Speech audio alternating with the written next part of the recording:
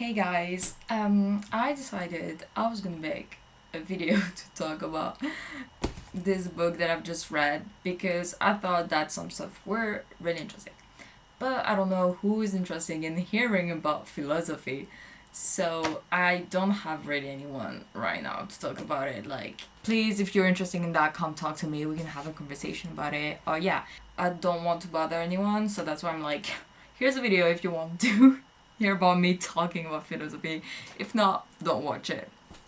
Anyway, so um, it's gonna be about love because I've read this book, which is Le Banquet de Platon in French, and in English. What was the title in English? Symposium of Plato then. Oh yeah, I was gonna say, this is also really challenging for me because I've read that.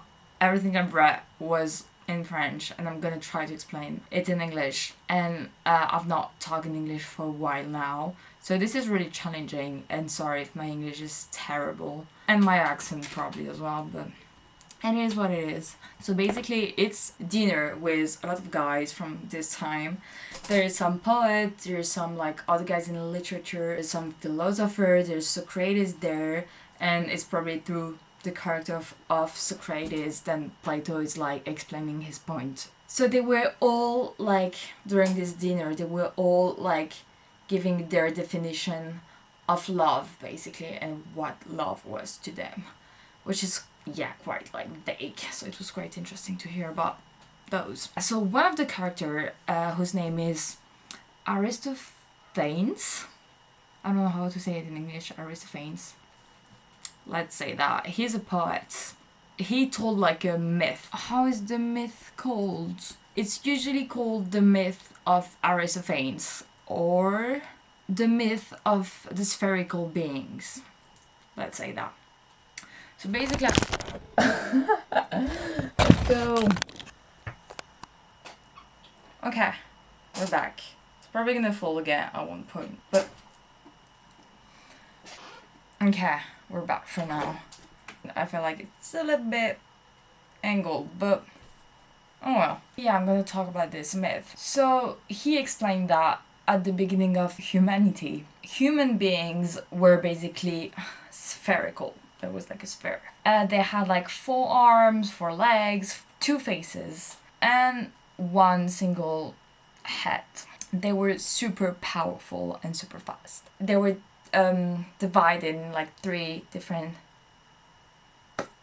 gender. Why is my camera like hot? Like it said like the heat temperature is at the max. What's going on? I don't know.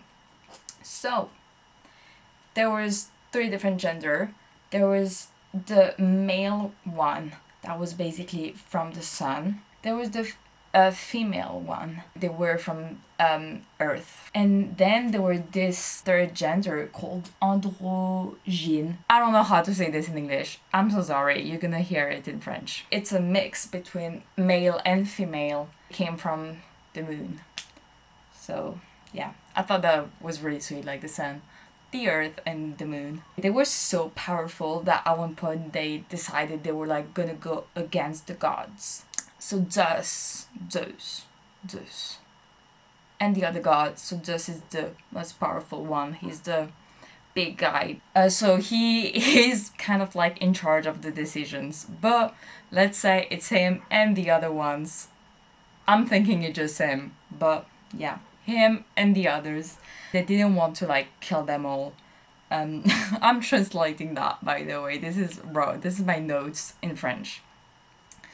They didn't want to kill them all because if they do that, they won't receive the sacrifice and all the gift that humans were giving to the gods. So they decided to make them weaker by cutting them in 2. He was like, if that is not enough, then I'll cut them again and they will stand on 1 leg. So after being divided in 2, the 2 halves like were suffering a lot from that. They were like missing the other half all of the time, and when they were like finding it, because they were missing the other so much, they were like looking for it. And when they found the other half, they were like hugging, like putting their arms around to try to make just one person again, if that makes sense, and try to make one. So basically they were hugging and they like ended up dying because they weren't like eating or doing anything. They were just hugging each other and they were dying basically like that. So Dust was like, oh, this is so cute. I can't let this happen though. Hey guys, this is Elsa from the edit. I realized that I was explaining this really badly, so I'm gonna try to make it clear basically. So I was saying that Zeus made the androgyne, so the one that were made of female and male able to reproduce, because as we said, the male one they've been divided by two, so there's two male half. So obviously when they're looking for the other half, it's another male. And same for female, so two female. It's only the androgyne, still don't know how to say this in English by the way, that have been divided by two, that are two genders. So they are the one able to reproduce and then have like children and have a family life. And they were explaining in the book that the male and female one didn't really mind the fact that they couldn't have a family life, because they'd rather be together, literally be with their other half, than having children or family. And they also had more time for civic life, so for politics, to talk about like war or to spend time with their friends.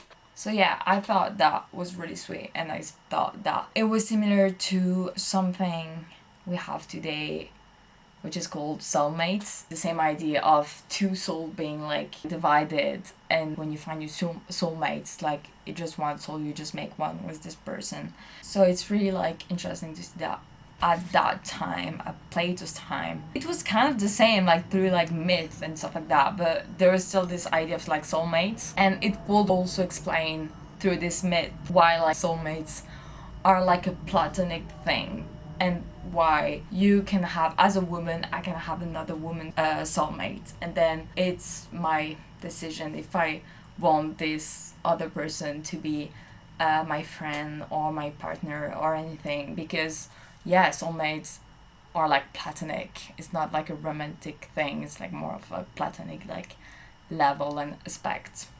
At the end of the book, it showed how many people and how many men were in love with Socrates.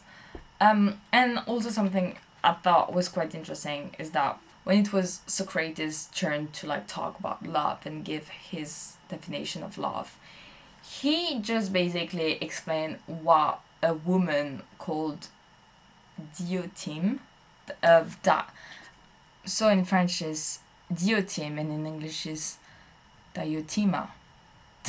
Sorry, I have no clue how to say it. Basically, he was explaining how this woman, Diotima, taught him about love when he was younger. So he like explained and told about their meeting and how he was like unaware about like love at this time, and how basically she taught him. And there's like one sentence I've like highlighted because for me it's so beautiful. I think I've like I managed to kind of find like a translation in English. I'm gonna read it in English because I'm not gonna read it in French, obviously. She says, you have thought of love in terms of the beloved, not the lover. That is why you thought love was supremely beautiful. Is that the same?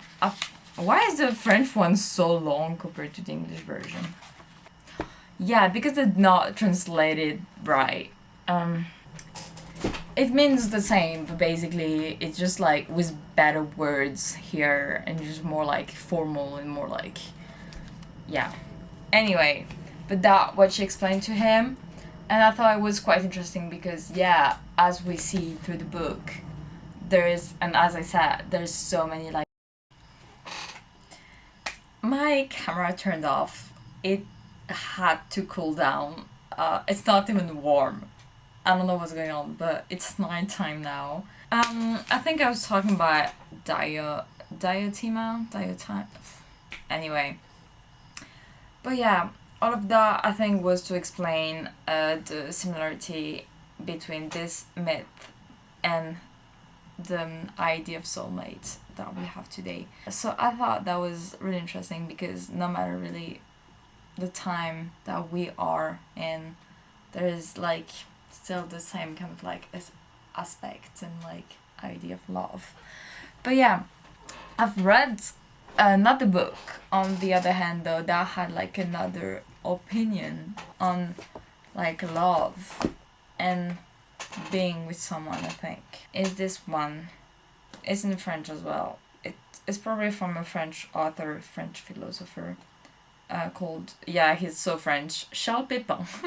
That's such a French name. So I don't think there's any like English version of that. But it's about meeting. And basically in that book, he was like talking about people being together, and he was saying that instead of the two people appreciating being who they are, they try to make one, basically. And that is like what we have with this idea of soulmates, of with this myth. It's this idea of like two souls just being one at the end, and like always like looking for each other and then just like being one again. Whereas he was saying that nowadays, and apparently before as well, people are always trying to make one when they are with someone. Whereas he was saying that when we are with someone, we're trying to feel the same feelings as them and the same emotions, be the same people, have the same taste, have the same lives, and be all of the time on the same page for everything. This fusion for a lot of people means love, whereas he was saying that it shouldn't be like that, and it should be just two people, like obviously loving this difference. Like it's literally about seeing the difference and loving it, and about being able to see life through obviously yourself, because you are you, and seeing life through these other people because you're sharing your life with someone. So you know them, you know they were their like way of thinking and like seeing the world. And it's probably not the same as you, because you're not the same people. You can have like similarities of like, say, the same way of seeing things, but it shouldn't be on everything. So it's like being able to like see life with two different eyes, like your eyes and the life of this person, and embracing the difference, because it's actually the most valuable like thing. And it should be exciting, and it should make you want to try new things. It makes you have another respect on a lot of things, and that what's important in a relationship, like having all of those differences that makes you, yeah, discover. Bro, this is probably gonna turn off again, but I'm gonna hurry up. And yeah, he was saying that if in a relationship the two people are just one, there's like one of them has disappeared. They have made their own like personality disappear for the other, and the other to cover, basically, because two people can't make one, and if they make one to cover. And yeah, he also said when we are changing because of other, and because we're with like other people that made us change, like an aspect of ourselves, that we change not for the other person or for the others, but through them, basically they made us change like ourselves. It shows us like how much we need other people to be ourselves, because, and I think it just like proves and shows that we can learn a lot of things through other people about ourselves. And if you change because of them, it's from you. It's like who you are as well. Like we are meant to change with like the people that we are meeting, and not for them obviously, but because it's alright to like change, and we are evolving, and like we can change opinions, we can change perspective, we can change lifestyle, we can change a lot of things, and we are changing all the time. And yeah, another point, another aspect of the thing. This book was really interesting. But yeah, he said that every idea has to meet the opposite, or something that is in contrast of it, like, or something that is against it, to basically, I don't know how to explain this. It's like when you're writing an essay or something, like you always have yes and then no. It's always like about idea contrasting each other to prove the idea, if that makes sense.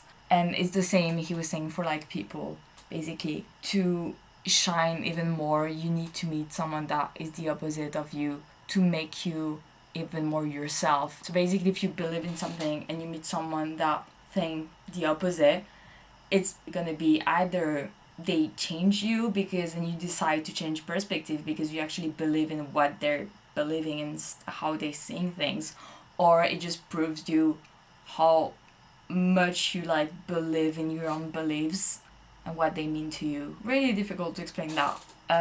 But yeah, we are, I think,